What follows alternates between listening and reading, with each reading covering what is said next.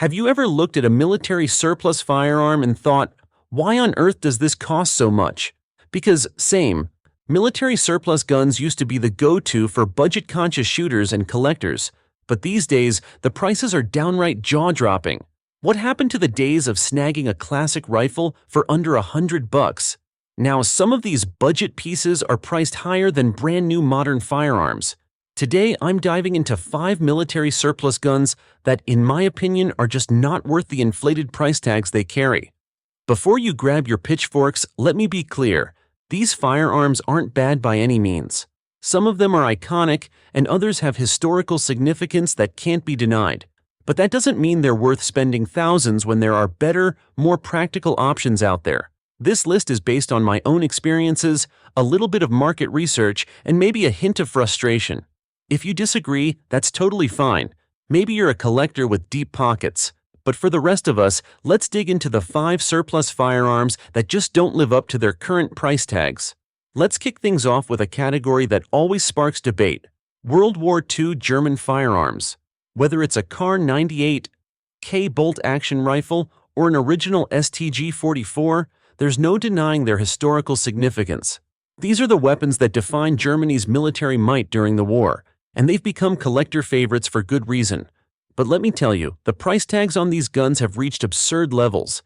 Take the Kar 98K for example. It's a beautifully crafted bolt-action rifle, chambered in 7.92 by 57mm Mauser, with a smooth action and a rich wartime history. But here's the kicker. Even a beat-up, mismatched example will easily run you over $1,000. And if it has all matching numbers or rare markings, you're looking at $1,500 to $2,000 or more.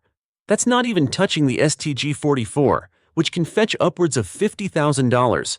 Yes, you heard that right, 50 grand for a rifle. Now I get it. These are relics of a bygone era, and the demand is high. But for most people, paying those prices makes no sense. A Kar 98K is a solid rifle, sure, but it's still just a bolt-action gun with 1930s technology. You can find modern bolt-action rifles with better accuracy, optics compatibility, and warranties for a fraction of the price. Even for collectors, I'd argue there are smarter options. You can pick up a Yugoslavian Mauser, essentially a Kar 98K without the German markings, for around $300. It does everything the Kar 98K does without making your bank account cry. Unless you're absolutely obsessed with Nazi-era stamps or proof marks, the premium just isn't worth it. And the STG-44? It's a cool piece of history, but come on. For $50,000, you could buy an entire arsenal of modern firearms that are more reliable, versatile, and affordable to maintain. So, unless you're a hardcore collector or a World War II historian with deep pockets, I'd steer clear of these overpriced relics. They're great for museums or wall displays, but for practical use or even casual collecting, hard pass. Save your money for something that offers more bang for your buck, literally. Alright, next on the list is a classic that holds a special place in many gun enthusiasts' hearts, including mine, the M1 Garand. Now don't get me wrong, I love this rifle. Yeah, it's an American icon, famously dubbed the greatest battle implement ever devised by General Patton. But when it comes to its current market value, let's just say my wallet and I have some serious disagreements. The M1 Garand is chambered in .30-06, features an 8-round on-block clip system, and has a distinctive ping sound when it ejects the clip. It's reliable, durable, and has seen action in some of the most significant battles of the 20th century. But here's the thing. These rifles are outdated by today's standards, and the prices they command reflect more nostalgia than practicality. A decent M1 Garand will set you back at least $1,500, and pristine examples can hit the $2,000 mark or higher. And that's before we talk about the ammo. These rifles require specific types of .30-06 ammunition to avoid bending the operating rod, a problem I've personally experienced. If you're not using the right ammo or upgrading the gas system, you're asking for trouble. At that price, you could invest in a modern AR-10 chambered in .308 or .65 Creedmoor.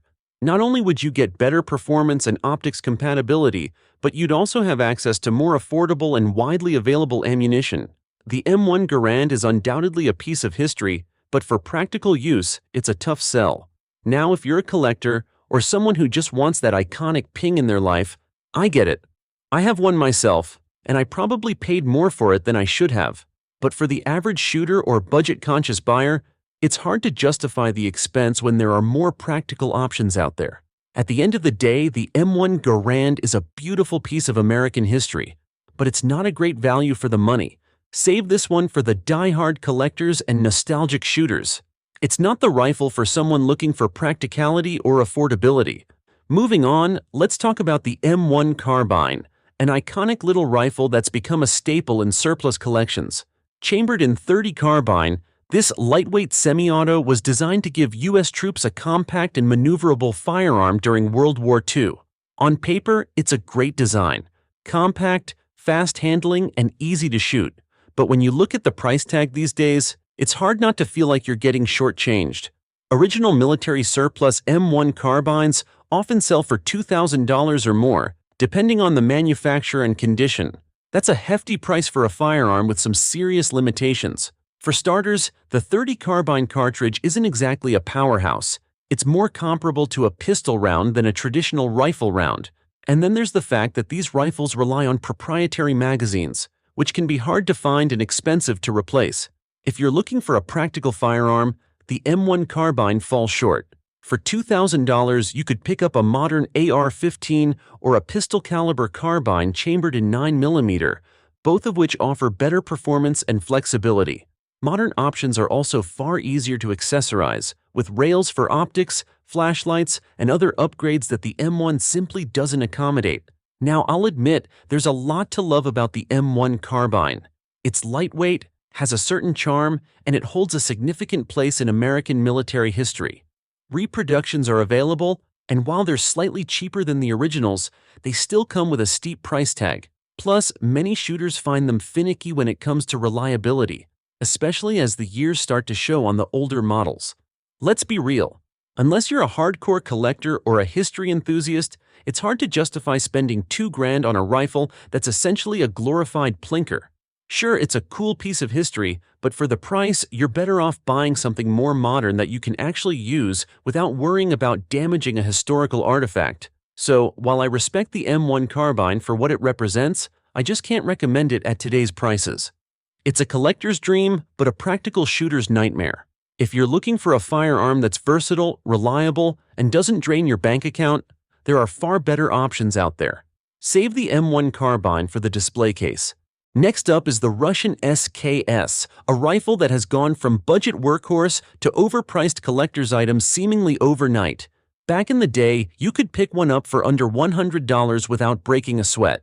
Now, you're lucky to find one for under $700, and pristine Russian-made examples often push $1,000.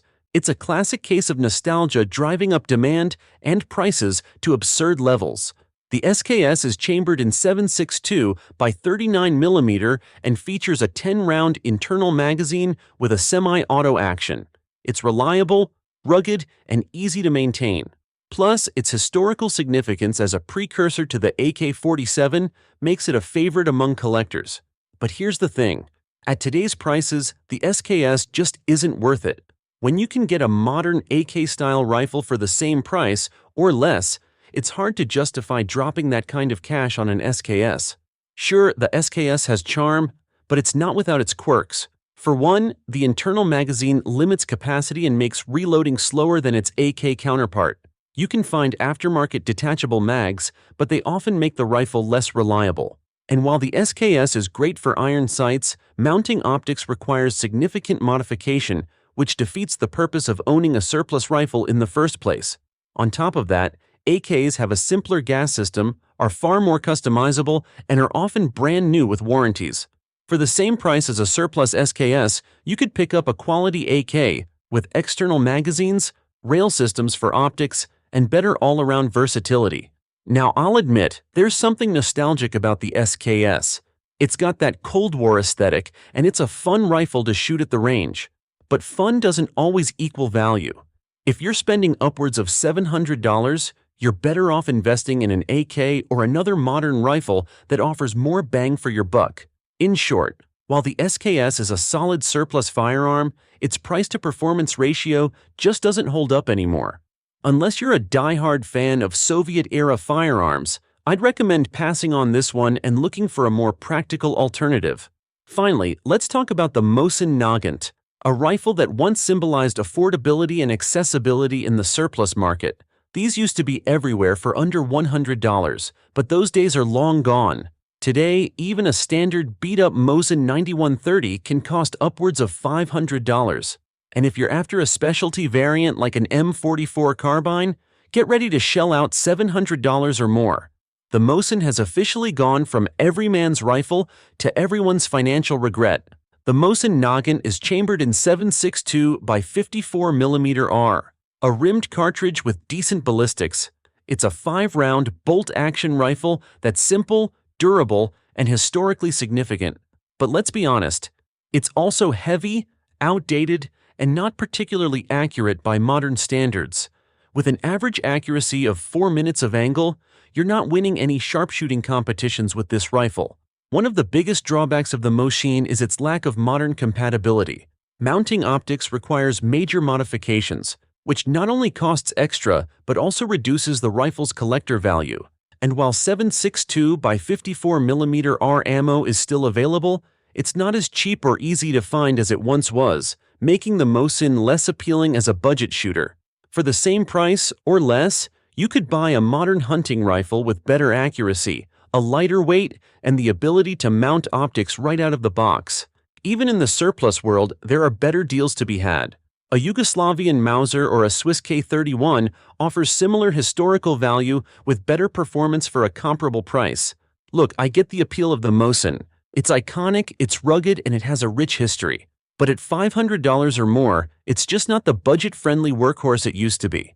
Unless you're a collector with a specific interest in Soviet-era firearms, the Mosen is hard to recommend in today's market. So, while the Mosen Noggin will always have a special place in surplus history, its current pricing makes it a tough sell for anyone looking for practicality or performance. Save your money and look for a better deal. Your wallet will thank you. And there you have it. 5 military surplus firearms that, in my opinion, just don't live up to their current price tags. From the overpriced allure of World War II German rifles to the once affordable Mosen Noggin that now costs as much as a decent hunting rifle, the surplus market has definitely taken a wild turn. These firearms might have historical significance or nostalgic charm, but when it comes to practicality and value, they fall short. Now, I'm not saying these guns are bad. In fact, I own a few of them myself because, hey, they're iconic and fun to have in a collection. But for the average buyer looking for a practical firearm or the best bang for their buck, there are simply better options out there. Modern firearms that are more reliable, customizable, and cost-effective. What do you think? Did I miss any military surplus firearms that you think are overpriced, or do you completely disagree with my picks? Let me know in the comments. I'd love to hear your thoughts. And if you enjoyed this video, don't forget to hit that like button, subscribe for more firearms content, and share this with a friend who might need a little reality check before their next surplus purchase. Thanks for watching, and I'll see you next time.